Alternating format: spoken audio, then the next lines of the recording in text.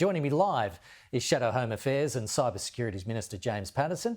Good to see you, James. We'll get to that in just a moment. But first I want to ask you, will the Coalition commit to a new 2030 target before the next election, rather?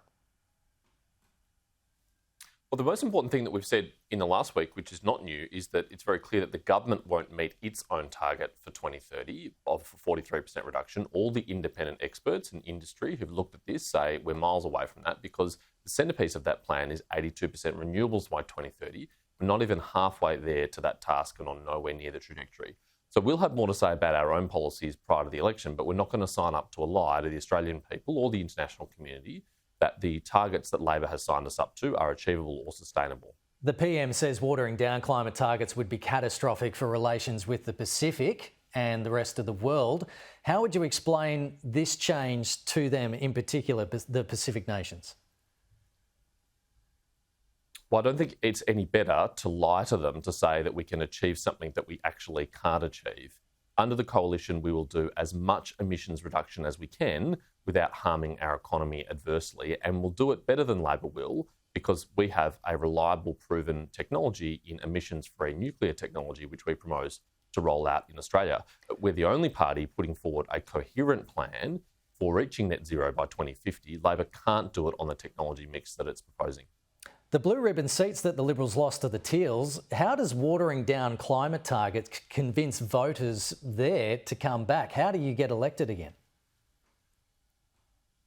I live in one of those blue ribbon Teal seats and I'm a patron senator for one of those Teal seats.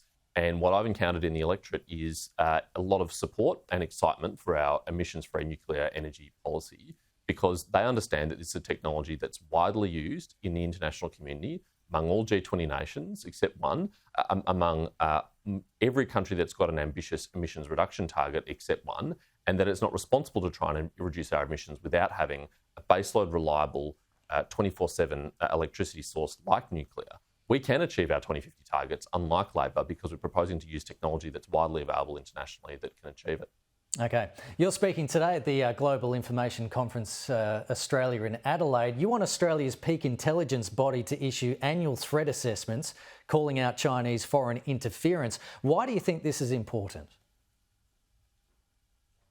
Whether Australians know it or not, right now we are on the receiving end of information warfare by foreign authoritarian states, including China. And what those campaigns aim to do is influence our thinking and constrain our choices so that ultimately we make decisions that are consistent with their national interest instead of our own.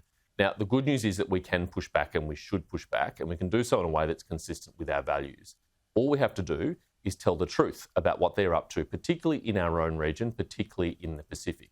We should be calling out their malign activities, their grey zone activities, which involve trying to capture elites in developing countries, to corrupt them and to steer them away from the national interest of those countries. And if we do that, that will be a pretty powerful deterrent for countries like China engaging in that behaviour, and it will also equip those countries to better able to defend themselves against it.